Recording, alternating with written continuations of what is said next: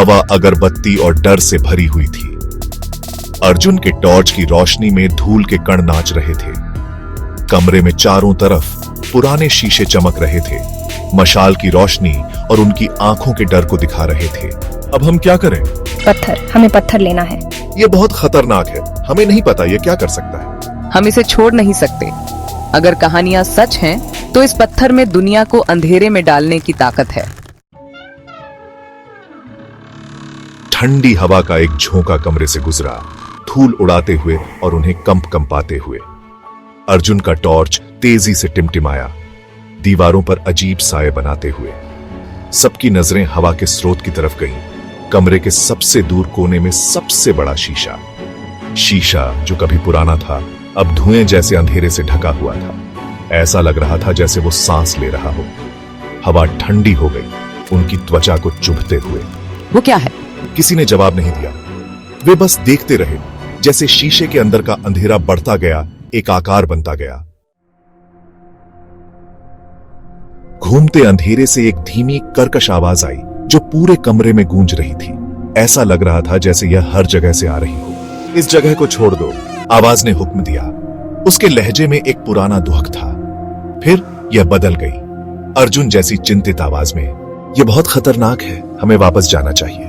आवाज फिर बदल गई, देव की डरी हुई आवाज में। यह पागलपन है, हम सब यहां मरने वाले हैं। हर शब्द उनके हौसले पर हथौड़े की तरह पड़ा। उनके सबसे बुरे डर की नकल करते हुए आवाज उनके जहन में घुस गई। शीशे में घूमता अंधेरा रुक गया, एक आदमी के आकार में। यह धीरे धीरे साफ होता गया, जैसे पुरानी यादें धुंध से बाहर आ रही हो। वह लंबा था और अंधेरे में छुपा हुआ था। उसके चेहरे पर अंधेरा छाया हुआ था। उसकी मौजूदगी में एक अजीब सी खिंचाव थी, जैसे वह किसी पुराने राज का रक्षक हो। लेकिन उसकी आंखें एक भयानक रोशनी से जल रही थीं, ठंडी और खतरनाक, जैसे सांप की। तुम ताकत चाहते हो, यह ताकत तुम्हारी कमजोरियों को मिटा सकती है। मैं तुम्हें वह ताकत दे सकता हूं।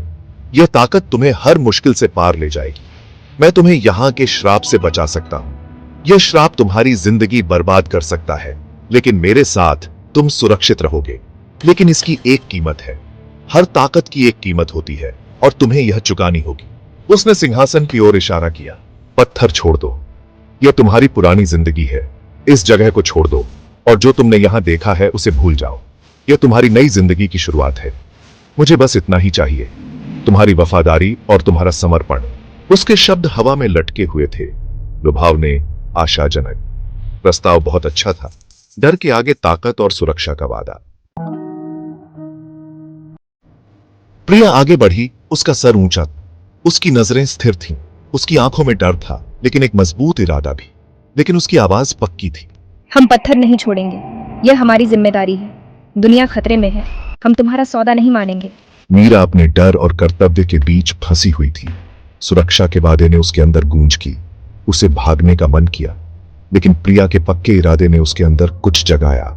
कर्तव्य की भावना ने उसके डर पर जीत हासिल की।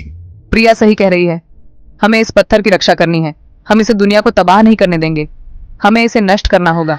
परछाई वाला आदमी टिमटिमाया, उसकी आंखों की रोशनी तेज हो गई। उसके अंदर से एक गड़गड़ाहट जैसी आवाज आई, जो कमरे में कंपन कर रही थी। पुराने शीशे हिलने लगे। तुम मेरी बात नहीं मानोगे? तुम लोग छोटे कीड़े हो जो मुझसे पंगा ले रहे हो। उसने हाथ उठाया और कमरा हिलने लगा। छत से धूल गिरने लगी और दीवारों में दरारें पड़ गईं। हवा भारी हो गई, जैसे उन पर दबाव पड़ रहा हो।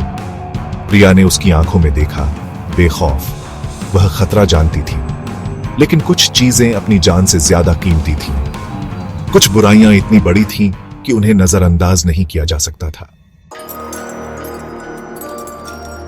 एक जोरदार आवाज के साथ कमरा गिरने लगा। पत्थर टूटे, शीशे चकनाचूर हुए और धूल हवा में भर गई। जमीन हिलने लगी, जैसे वो उन्हें निगल लेगी। प्रिया नहीं रुकी, वह पत्थर की तरफ दौड़ी। मीरा भागो! वह चिल्लाई। उसकी आवाज गिरते पत्थरों में खो गई। मीरा एक पल के लिए रुकी, डर से जम गई। लेकिन प्रिया के साहस को देखकर वह हिम्मत जुटा पाई।